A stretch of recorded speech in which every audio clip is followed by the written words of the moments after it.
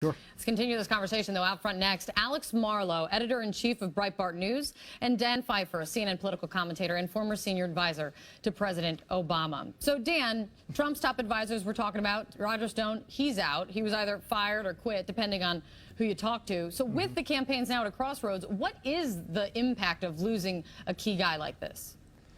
I don't think we know. I think the question will be, right now Trump's, as you say, is at a crossroads. Is he going to start putting together the machinery you need to turn his momentum and his support into actual votes?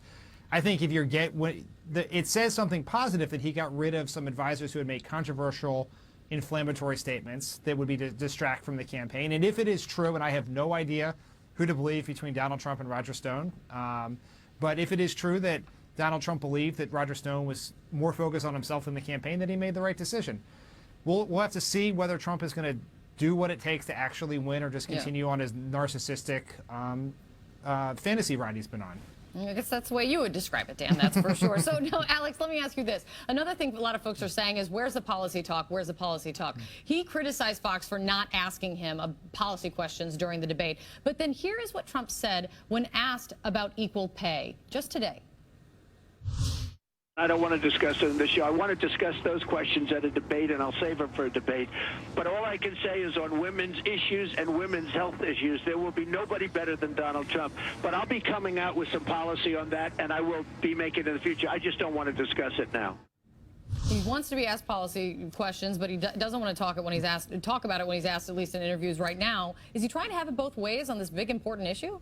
Yeah, for the time being, it looks like he is. It's a great poll. I listened to that live, and I was very curious why he didn't give an answer there. But that's going to be the next stage for Donald Trump. First of all, it sounds like he's going to be doing his victory lap tomorrow. He'll be on CNN in the morning and then back on Fox, because it looks like the polls are in his favor. And then after that, he's going to have to build that ground game, build that consulting team, and get in a bunker and learn up his policy position. So the next time the debate happens next month, he's ready to go with a series of answers, and so he doesn't back down.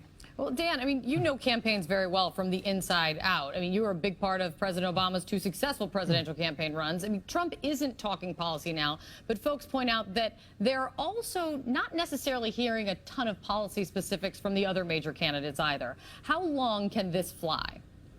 For a while at least, because none of the Republican candidates really have a lot of ground to criticize Trump, because as you point out, you're not hearing a lot of specific policy from Bush or Walker or Rubio. You're hearing a lot on the Democratic side from Hillary Clinton today on student loan, but very little on the Republican side.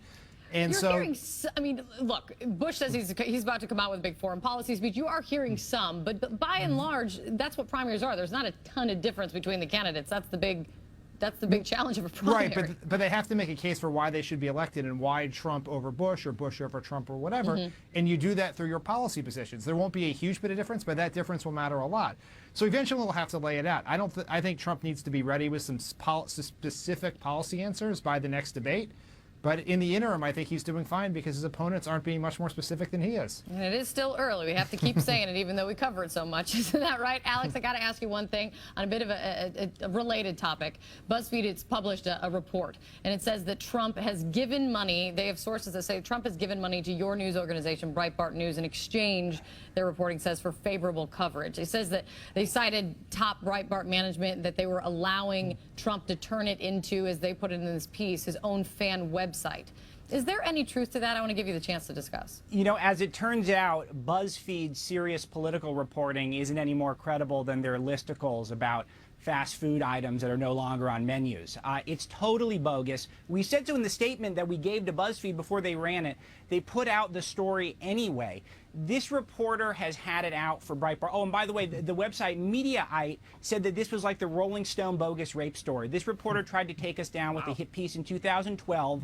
He said we're not going to be around much longer. We're 10 times bigger than when he wrote that piece. He tried to take out Trump in 2014. Trump's the GOP frontrunner now. In the meantime, Gawker has accused BuzzFeed of pay for play themselves. They had their plagiarism scandal.